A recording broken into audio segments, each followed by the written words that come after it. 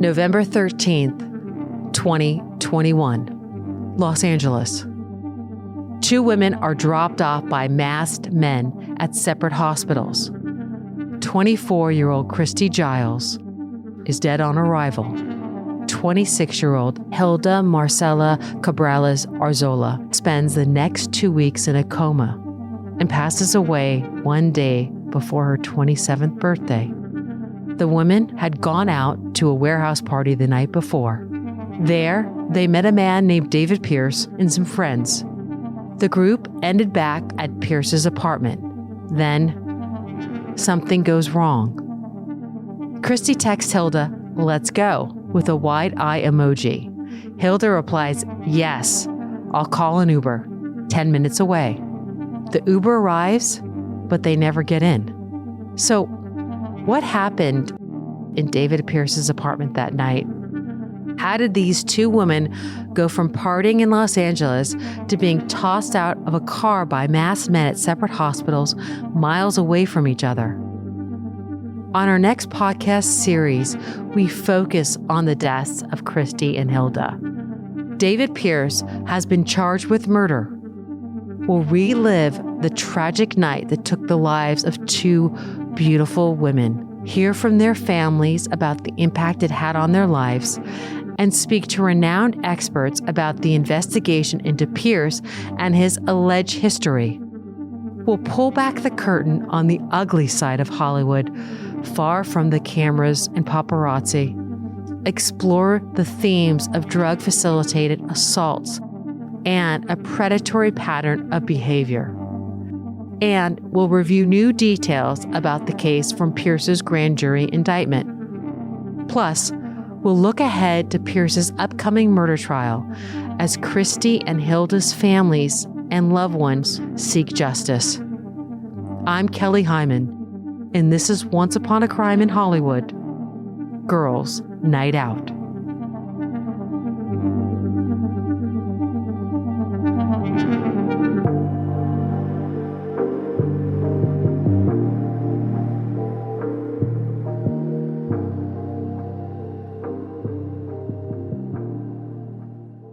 When you think of Hollywood, what comes to mind? The big Hollywood sign? Is it the stars, the rich and the famous, the glitz and the glamour, the Oscars? Do you think of blockbuster movies, red carpet premieres, and star-studded after parties with the industry elites? The Hollywood social scene is a world of its own. It's exclusive and difficult to break into. For every movie premiere, award show, gala, there's just as many after parties, VIP events, and exclusive functions featuring stars ranging from A-list celebrities to D-list celebrities to completely unknowns and everyone else in between. The Los Angeles County spans over 3,000 square miles and is the home to nearly 13 million people. Almost 18 out of every 1,000 workers in Los Angeles are in the entertainment jobs, including production, directors, actors, the list goes on. L.A. is also the home to models, designers, photographers, and many more. Christy Giles, a 24-year-old fashion model from Birmingham, Alabama, moved to L.A. shortly after her 18th birthday. Christy had been modeling since she was 15. She grew up in Gardendale, a Jefferson County suburb in Birmingham, but eventually moved to Miami to focus on modeling. Let's bring in Dusty Giles, Christy's mother. Dusty, can you tell us about what Christy was like when she was growing up? Growing up, Christy was two split people. She sat and watched America's Top Model with her sister, who's almost 6 years older than her, and her friends. And afterwards would go get her pink little high heels and march around the house and say, "Don't I look fierce, Mama? Don't I look fierce?" And I'd laugh. I'd tell her, yes, sir. Yes, ma'am, you do. And she would go in there to her daddy and do a fashion walk for him and ask him the same question. But at the same time, have lots of energy. That energy would lead Christy to athletics, running track in 8th grade. She made all county that year. Then she moved on to soccer. We put her in soccer. She loved it because it's never ending. It's like basketball, which she became a very good player. I mean, a sought after player. And she would even play and sub for an all boys team when they needed, and she would actually be the more aggressive of all of them. And she played soccer until her 10th grade year. That year, she entered her first pageant and stunned the judges, who thought she was much older. There was a small one for a festival, and some of her friends were doing it, so she wanted to do it, not knowing that it was a feeder to Miss Alabama Teen USA. And Christy won it. So she was expected to represent North Jefferson County for Alabama Teen USA. And she was 14. And she was runner-up. And not until they announced on stage that she would be going into, they were announcing how this one was going to be a freshman at University of Alabama, or this one at UAB. And Christy is going to be a freshman at Gardendale High School come this fall. And the crowd kind of sucked in their breath because they had no idea that she was that young because of her height, and she had an older look, not overdone makeup or anything like that, but they had no idea she was that young. 2 weeks later, she was walking in the Galleria Mall in Birmingham, Alabama, when she was approached by a modeling scout from Fox Models. And he's like, we would really, really like to get her down to one of our model showcases. And there's one coming up in Orlando. So that's how there was 13 modeling agencies there that day. And Christy got called back by 10 of them.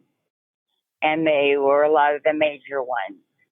And once they found out her age, they wanted her to be a little bit older. But Miami said she's got the look. And Christy thought about it. They made an offer, and she turned 15 shortly afterwards. As her modeling career continued to blossom, Christy moved to L.A. and bounced around different homes of friends, taking modeling gigs in London, Peru, and Mexico before getting her own apartment. In early 2019, Christy met Jan Silliers at an art gallery. Just 7 months later, the two eloped at a Burning Man in Nevada on August 28, 2019. Let's bring in Jan now. Jan, can you tell us about that first meeting and how your relationship with Christy developed? So, Christy and I first met at an art gallery it was in Hollywood, West Hollywood. It was in West Hollywood. And she was celebrating a friend's birthday party, and I was out with a mutual friend of her and myself. And we sort of connected that night and, had some great conversation. And then over the next couple of days and weeks, we kept running into each other more and more. And then I asked her out on a date, and she couldn't make that date that I suggested. And she suggested a future date, which I guess she didn't realize at the time, but it happened to be Valentine's Day. And so we ended up having our first date on Valentine's Day in 2019. And, it was sparks flew all night. It was a really great date. And we kind of were attached to the hip since then. And it was just a very easy, beautiful thing from the beginning. And her energy was just very uplifting and joyful and easygoing, and she had the best sense of humor ever. So, and I think we were both equally enamored with each other. So it worked out. It worked out great. And then we traveled to a few places after that. We went to, in the following months, we went to Morocco, Portugal, Costa Rica, and then we went to Burning Man together, which, was a very, I was building a camp that year at Burning Man, which, if you don't know, it's a lot of work. Everything that's at Burning Man is kind of put on by the people attending. There's not really much infrastructure put up by the Burning Man organization themselves. So she was all aboard and helping put everything together, and she was great with logistics and support, and was really my point person. And really that sort of work ethic and, character of being was it was very attractive. And at the burn, we just decided to get married. It was a very spontaneous thing, but we were both feeling it. And then when we got back, we got our marriage license, and her parents were very surprised. My parents were very surprised, but everyone was very happy for us. And then it was pretty much a fairy tale relationship for, from that point onwards. The couple traveled the world together and eventually settled into an apartment on the beach in Marina del Rey, with plans to move into the suburbs so they could have a yard and children. In 2021, Christy met Hilda Marcela Cabrales-Arzola, a 26-year-old designer and architect from Mexico who had recently moved to L.A. to start her dream job in interior design. Christy was also studying interior design, and the two bonded over a mutual interest. Let's bring in Dr. Hilda Marcela Arzola Plasencia, Hilda's mom, who was also an emergency physician in Mexico. Doctor, tell us about Hilda growing up. How did she find her way to LA? She was the first granddaughter in both sides of the family. So you can imagine what meant that for all the family. She was a light for all of us, and she still is. She grew like a normal kid, playing, singing, dancing, having fun with her friends. She tried to bring out the good side of the people who were around of her, even when she was a kid. That's what I'm trying to tell you and to show that she was such a beautiful person. What can I tell you? I'm her mother, and I'm proud, and I'm always really proud of her. Hilda went to college at the University of Monterrey in Mexico, aiming to become an international lawyer. She soon changed to architecture and did some modeling. She told me, I'm going to architecture. And I said, yes, I knew it. I told you, because you always be like enjoying to be things fit with harmony, the beauty, putting beauty outside. And that it's not only in the physical way, that's also in the interior way, in the spiritual way. She tried to get the people, the best of them.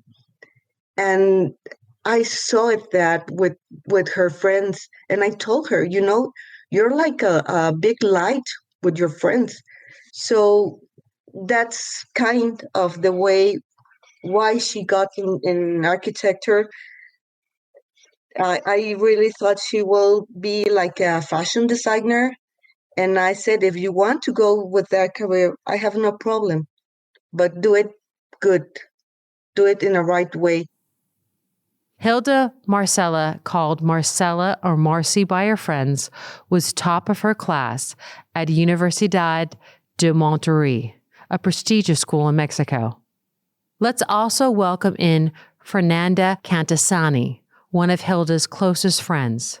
Fernanda, did you talk to Hilda a lot once she moved to L.A.? Yes, in fact, we were talking almost all day. All day we were talking because at that time her dog Thomas was with me and my boyfriend of that time. We both were friends with her, and we stayed with her dog until she was, finding a place to stay in LA, and she was going to come back to pick him up. And in the meantime, we were taking care of him. So, and also she was living with my ex-boyfriend at that time. So I don't know, we had really close relationship by the time she went to LA. So I will say almost every day we were talking on video call. She was always telling me what she was going to do at the day, and also the last time I talked to her was the day she went to this party. I remember she was in her office. We were talking, and I was like, "Oh, what you were going to do today?" And she was going to a party, and she was so excited. I remember she was like, "Yeah, I will call you when I am getting dressed, so you can tell me which outfit to choose." And it was really like she was still in Monterrey. Our conversation was through the phone, but it was all the same. Like we were always talking to each other. On November 12th, 2021, Christy's husband, Jan, was in San Francisco to visit his parents for the weekend. He spoke with Christy that afternoon while she was taking a walk on the beach with their cat, Loki. She even sent him photos and a video with the caption, "Me and the Sand Panther Forever." Christy texts Jan, "I wish you were here." That night, Christy, Hilda, and another friend had plans for a girls' night out, starting at Soho House in West Hollywood before heading to a warehouse party in East L.A. after midnight. Let's now bring in Danielle Radin, an LA-based journalist for CBS Los Angeles. Danielle, what can you tell us about the Hollywood scene and the nature of these types of parties? Warehouse parties in Los Angeles are under the radar. A lot of them are invite only. You have to know somebody. And the appeal is that they stay open late after the bars close down at 2 a.m. So many people want to keep the party going. They'll try to get an invitation to these warehouse parties. They can be a speakeasy type setup, like behind a vending machine or something with a passcode. There's a lot of dancing in these warehouse parties and a lot of drugs. So you can easily get any drug imaginable at a lot of these parties. So what happened with Christy and Hilda that night? Christy is planning a fun girls' night out with her friend Hilda. She's texting with Jan, telling him she's not quite sure what the plan is yet, and then he goes to sleep early. Christy and Hilda go out first to Soho House in West Hollywood. It's a popular place to be on a Friday night. Just after midnight, they decide to see a DJ that they like at a warehouse party in East L.A. It's at this warehouse party in the VIP section that photographs show Christy and Hilda are with David Pearce. Around 4:51 in the morning, now we're into Saturday, November 13th, surveillance video shows Christy and Hilda leaving the party with Pearce and his friends. They all get into a car. Around 5:30 in the morning is the last known text between Christy and Hilda. We see Christy texting her saying, "Let's go," with a wide-eyed, blushing emoji. Hilda says, "Yes, I'll call an Uber, 10 minutes away." It's clear they're probably in the same room with the suspects and can't speak out loud for some reason, so they have to text each other. Something is happening to make them uncomfortable enough to feel like they need to get out of there without alerting the men to that. An Uber does pull up, waits 5 minutes, nobody gets in, and it drives away. Around 1 a.m., Christy had texted Jan, but he had already fallen asleep. He woke up the next morning around 7 a.m. and texted her, "Good morning." After a few hours, Christy hadn't responded. Jan assumed she was sleeping in. Then he noticed something strange. Christy and Jan shared their location with each other through their phones, and Jan noticed Christy's location was one he didn't recognize. Her phone pinged at 8641 West Olympic Boulevard. When Jan checked back in a few hours, Christy's location had changed to an address in Culver City, the Southern California hospital. Jan, take us through what happened next. I was up visiting my dad in the Bay Area, and she was going out with some friends, and told her to have fun tonight. And then, my parents are early risers. I think I went to sleep at like 9 or 10 p.m. that night, and I woke up at like 6 or 7. And she'd sent me a couple of texts throughout the night when I was asleep, and I responded in the morning. And she never told me that she'd gotten home, so I checked her location, and she was at that address on Olympic. And I was like, that's interesting. Usually she'll go home. She doesn't really spend the night at other people's places.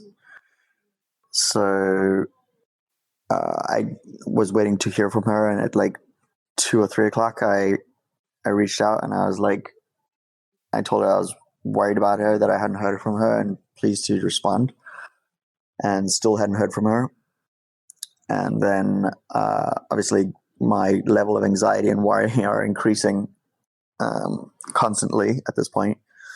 I went out for a hike with my dad at about like 3:30 or 4. I got back from the hike into cell phone reception area around like 5 p.m.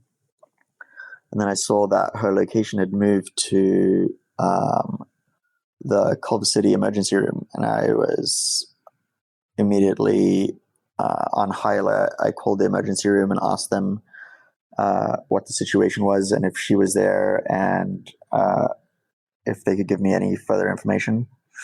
And they transferred me to one of the ER nurses, and they verified my information about who I was, and told me that they're trying to resuscitate her. And obviously that was highly worrying for me, disturbing about, what was going down and why she was needing to be resuscitated. And they told me that they'd call me back. Immediately after they hung up, I called her parents and told them what the situation was. Her mom then called the ER, and the ER told her mom that she had passed away. And her mom called me back to let me know the news. And I was already on my way back to the airport in San Francisco for my flight back. Well, for a flight back that I just bought, because I knew I needed to get back immediately. Dusty, what went through your mind when you received that call from Jan about your daughter? When Jan saw and rechecked and saw that her location had pinged in it from where it had been for 10 to 12 hours and it was, he looked up the address and everything, and it was Culver City Hospital. He called, and they wouldn't tell him anything. They wouldn't confirm. He says, well, I know my wife, one of them was there, and he thought she was sorry, sir. And so he hung up, and then he called me. I'm a retired nurse manager, and I've worked all over the hospital for many years in the medical field. And he thought that I would have a better chance of getting information on distance than because they weren't able to talk to him. So I took the number, and I immediately called. I just asked for to be switched to the emergency room. And the person that answered the phone, I immediately said, my name is Christy Giles. I live in Alabama. We have been looking for my daughter, and her phone has pinged. And so we were alerted that she was at your hospital. And he asked me, how was I alerted? I said, because she shared your location. And her husband's already called and was told that they could not talk to him. And he said, that's because of some issues. And I said, well, can you please tell me, do I need to get a ticket, get on an airplane? Is this something serious? Can I talk to Christy? Is there any way at all I can talk to the doctor or the nurse that's taking care of her and get a live update so that I can, and I will verify her husband's name and his address and his telephone number and everything so that you can talk to him freely as well. And that's when I was told that yes, Christy was in the emergency room there at Culver City Hospital, but that unfortunately she did not make it. I said, what do you mean she didn't make it? I understand. I mean, but how? What means? I mean, are we talking an overdose, a car accident, a stabbing, a shooting, or what? I mean, tell me what has happened to my daughter. Again, I live in Alabama and need to make sure, is she still, I get that you're telling me that she's no longer with us, but I need more information. And at that time, the nurse, who was a male, could only tell me that all I can tell you now is that it is a police matter. And then I immediately called Jan back, and he was already at the airport in San Francisco on the next available flight back to L.A. And I said, Jan, you need to sit down. He said, no, I'm at the airport. And I said, well, that's good. I did talk to the hospital, and they were able to speak to me. And it appears that 2 men dumped her body, and that's why they're not giving any information to any men that call, because it could be the culprit of and who dropped her off, checking to see if she's alive or not or whatever. And I said, and all they would tell me is that she didn't make it and that it's a police matter and that 2 men threw her out of their car on the concrete in the bushes in front of, close to the hospital entrance. And that was all I was told. And that there is somebody on premises that had been a girlfriend that had been out with them. And he said, they're boarding the plane now. And when he got off the plane, he went straight to Culver City ER where he met the detectives, and from there, information was shared freely between the police department and Jan and me and my husband. We have Christy's dad, Leslie Wayne Giles, here as well. How difficult was that for you to take in? Well, I heard Dusty screaming, and I run back there and asked her what was the matter, and she said, Christy's dead. And I don't know what I could say other. You said, oh no, not my Christy. No, I was really numb to it for, 2-3 days where I didn't believe it, or I knew it was true. I just didn't accept it happening. I didn't really show a lot of emotion.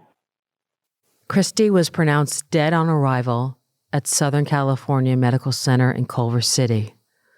When Jan arrived at the hospital, the third friend who had accompanied Christy and Hilda to the warehouse party was already there. She'd been trying to reach Hilda.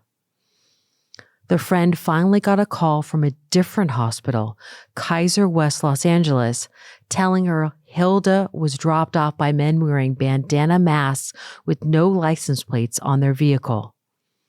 Doctors were able to revive Hilda's heart, but her brain had already suffered severe trauma and she was left unresponsive in a coma. Back to Hilda's mom. How did you find out Hilda was in the hospital? I received a phone call from the wife of Farah's father. Luis is the name. And she called me and told me, something happened with Marce.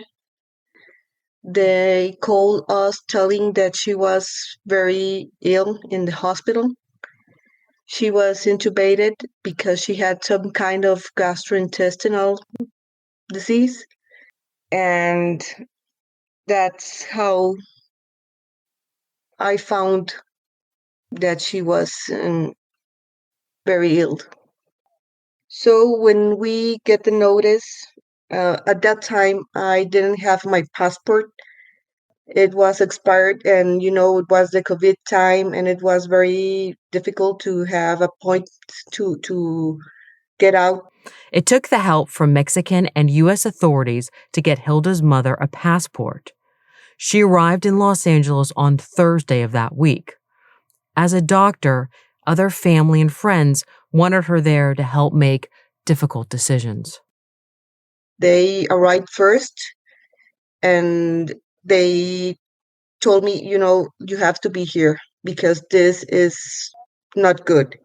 And as you're a doctor, that kind of things that I don't like to mix with all this, but it's a reality that I can't close my eyes because it's true. He told me, I need you here because you have to help me to take decisions, important decisions with her. What were those first days like when your daughter was in the hospital? And what did the hospital staff tell you? Since we received the phone call, I reached out to the hospital. We called, I spoke with some kind of social worker, and she sent me the phone call with the doctor who was in the ICU. It was a neurologist, and he told me things are not good. We don't know how time she wasn't breathing. We just received her in total failure, heart failure, and cardiac arrest. So we make the CPR one and over and over and over time. We brought her back, and things are not good. Her signs, vital signs, are very low. And I know for sure that that's not good. The doctor told me we're trying to stabilize her, and we're giving her, all the care we can to see if she can respond. And when we finally arrived and we saw her lying intubated, I never, ever, ever expect to see her like that. And the doctors showed me her MRI scan, and what I saw, it's awful.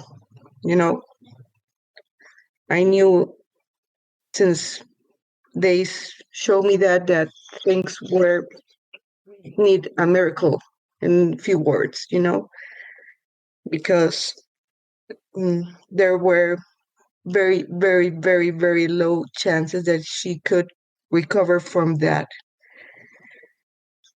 And even that, we were all the time as we could by her side, trying to give her the strength to make the choose that she want.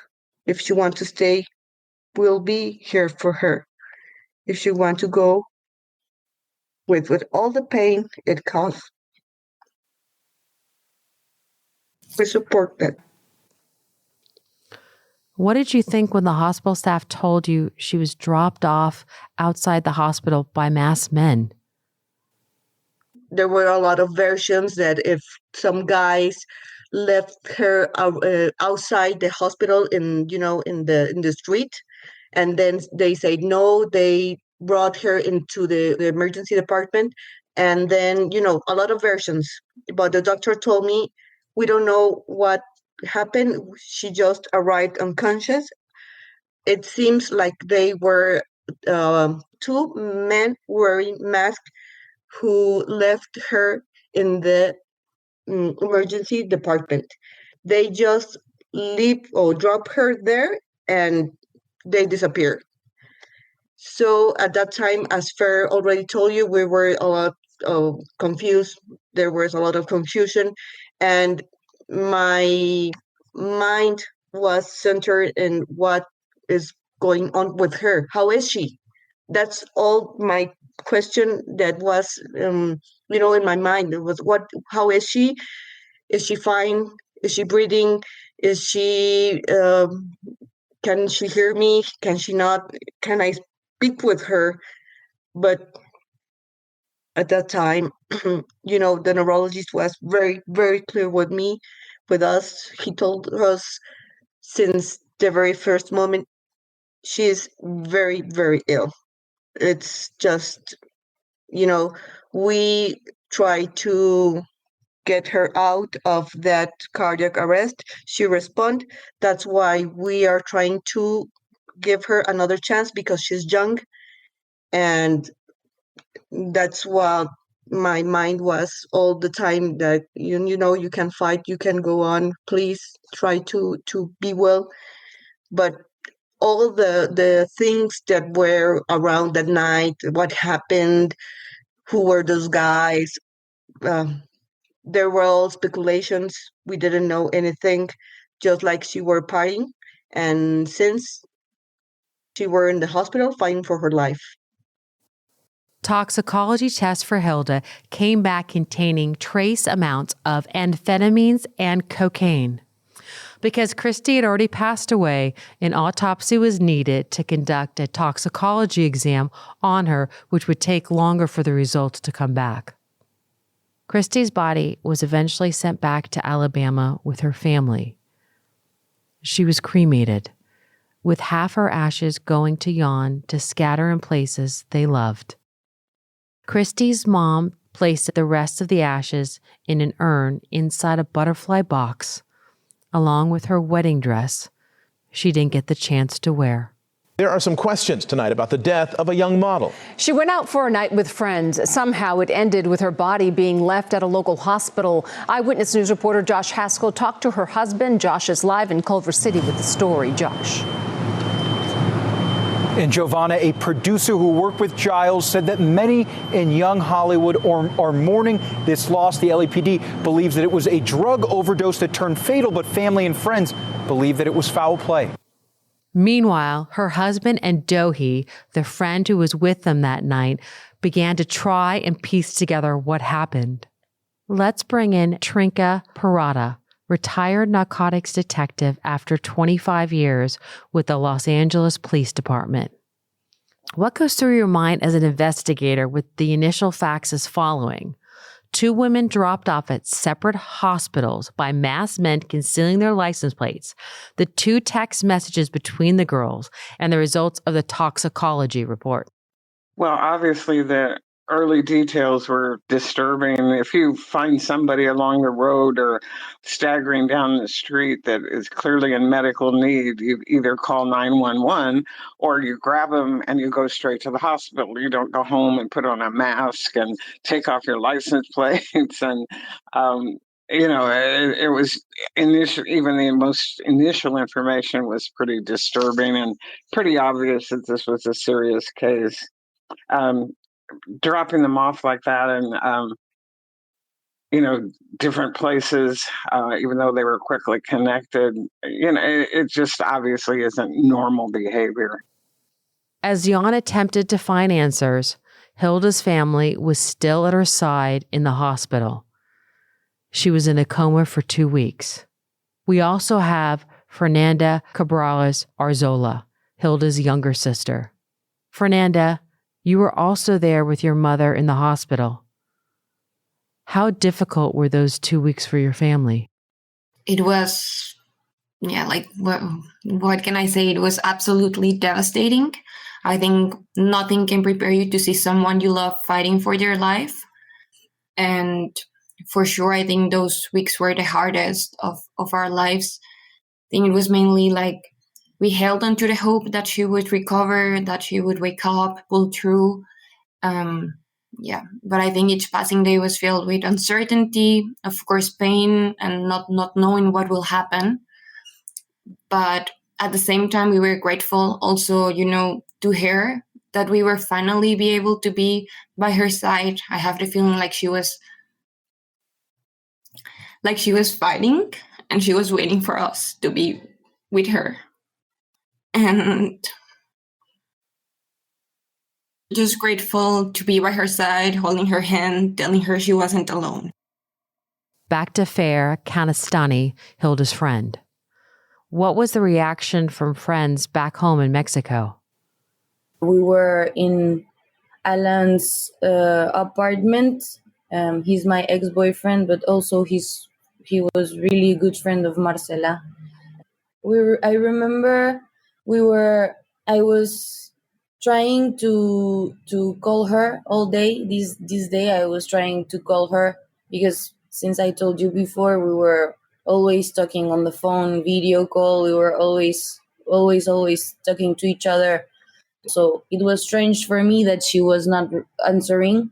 The phone was ringing, but the call was being denied. I remember this so much. And I was like, okay, it's strange. Maybe she's, I don't know, maybe she's somewhere, I don't know, hanging with someone. So I just stopped calling.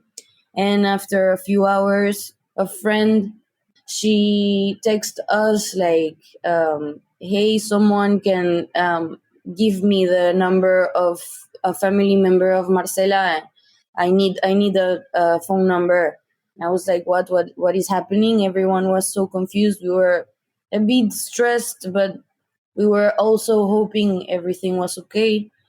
So Dohi called me, and she explained to me that first she was trying to explain that her friend Christy was found like in the emergency.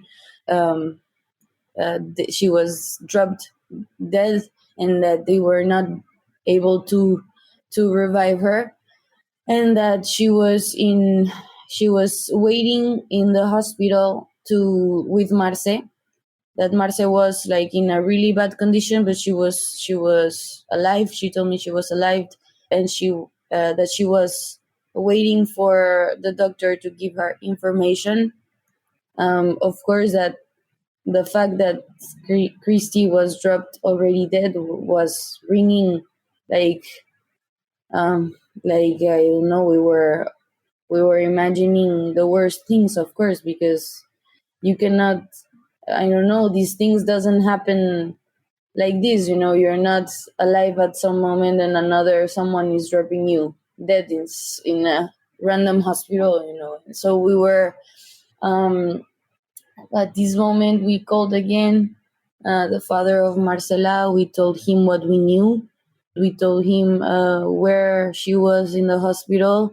We tried to give him all the information we could find, and at this time it was really hard conversation with him. I remember, because when we were saying this, we were hearing, like, I don't know, he was crying all the time, the father of Marcela, of course. So it was so hard for us to be the ones who called, and not being able to provide like the real information, because we were not there. So we were trying, and at the same time we were trying to help. So I remember he asked us, like, please help me and book me a flight to LA as soon as possible. I cannot think, please help me. So we booked this flight, and the next thing I knew, he was already there. And yeah, I remember also these moments, like the whole 2 weeks she was in the hospital fighting for her life. We were also, like, every day we were just waiting for any news, and it was really hard 2 weeks.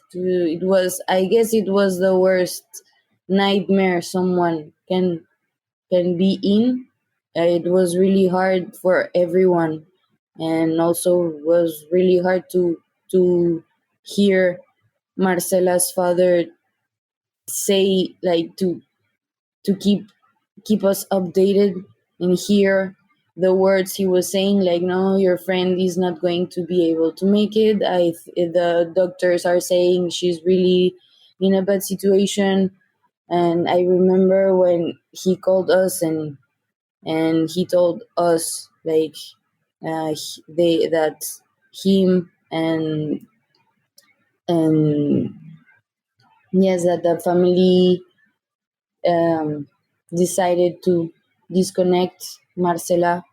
Remember when he said this to us, I don't know, everyone, old friends of Marce, were in the home of Alan, and we received this message of the father of Marce, and it was really hard to accept that she will be gone in few days. So for me, I speak for myself, but for me it really was like the most horrible thing in my life.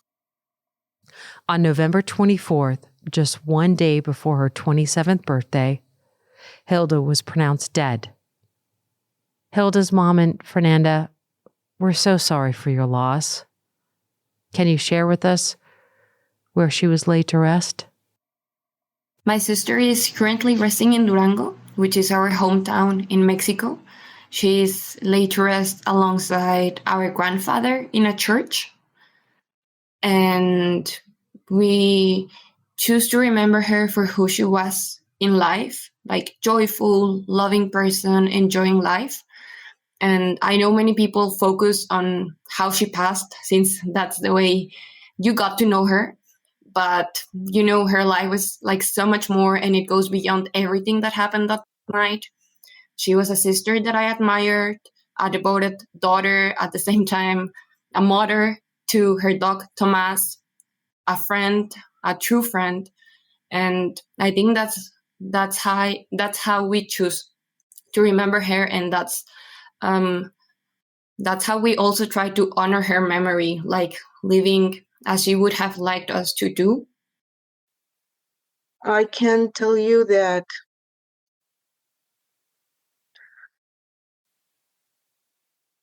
this is a life-changing situation. It will never ever be the same it was. And nothing can fill that space that she left. But as already told you, Fernanda told you, we prefer to remember like a very loving person, like a pushing person, to try you can do it, come on. And the light of our lives. For me, as I already told you at the beginning of this interview, I'm proud of her, and I'm always will be proud of her, always. As both families mourn the loss of their daughters, sisters, a wife, a best friend, the police investigation was starting to heat up. In our next episode, we look deeper into the investigation, what police found when they went to the residence at 8641 West Olympic Boulevard, and what we know about David Pearce. I'm Kelly Hyman, and this is Once Upon a Crime in Hollywood, Girls Night Out.